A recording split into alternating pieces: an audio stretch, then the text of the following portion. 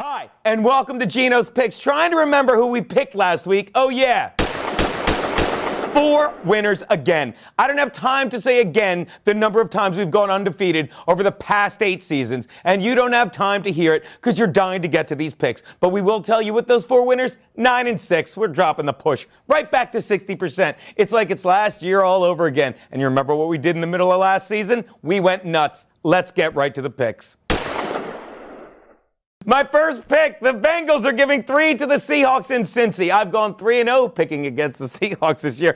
Anyone who saw the Monday night game has to realize how bad Seattle's offense is looking of late, especially considering they can only muster 1 TD against the Lions team that not only is winless, but is allowing an average of 27 points a game. You want to hear an incredible stat? Russell Wilson has led the league in fumbles the past 2 seasons, and I cannot expect that stat to change, considering he's playing behind a line that offers 0 protection. And do you know why? Because they traded away one of the best centers in the league in Max Unger for a tight end that doesn't block in Jimmy Graham, meaning the only place Russell Wilson is seeing bigger holes than his offensive line is when he goes home to Sierra after she made her way through most of the rap industry, which is also why the only place Russell Wilson is in more desperate need of protection than the first 4 games of the year at Seattle will be when he finally does bang that whore Sierra. Wilson is running for his life while Jeremy Hill and AJ Green will be running wild. Take Cincy, lay the 3. My next pick, the Bills are giving 2.5 to the Titans in Tennessee. When does a bye week actually make you worse? When you're a rookie QB like Marcus Mariota, who needs to get reps in front of a good defense to feel more comfortable against imposing ones like the Bills. The Browns defense manhandled Mariota so much that suddenly people believe Johnny Manziel had anything to do in them winning that game. He didn't. Mariota was hurried all day by the defense of Cleveland and actually fumbled 3 times, losing the ball twice, setting up cake TDs. He's not ready for a Bills defense who will be hitting so often and at so many different angles, he'll think he's back in Oregon because all he'll be hearing is the screaming people yelling duck. Take the Bills. Lay the 2.5.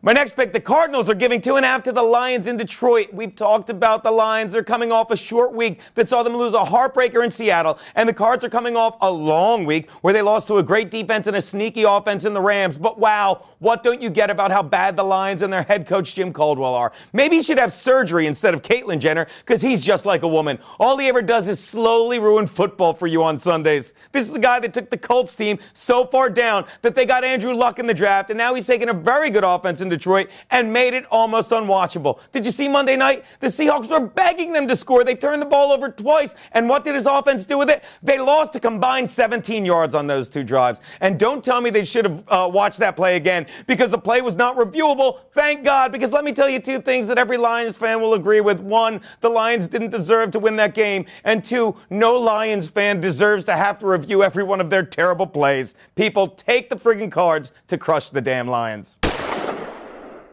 Which brings me to my double your money Monday night bet. 2 in a row, working on a streak. My beloved Bolts are giving 3 to the Steelers in San Diego. Look, I'm torn in this game because I have so many hot pictures for each of these teams. Do I go with this picture of the Steelers or do I go with this picture of the Chargers? Actually, it doesn't matter about those because this is the one picture I can't get out of my head. Yes, that guy. That's Michael Vick. See how it says Steelers? It should say Steeler, the verb, because I can't believe they're paying him to do what he does. The problem with him, not just is he shortened his name from Michael to Mike, the problem with him is he didn't shorten his career, and he came back and played for these guys, and he's terrible. Never was it more evident than the Thursday night game against the Ravens, where he completed 19 passes for 124 yards. That's an average of 4.8 yards of completion, because all he was doing was checking down to his leading receiver, running back Le'Veon Bell. Wow, Vick must think he's still in prison, because all we're seeing from him is quick, short dumps.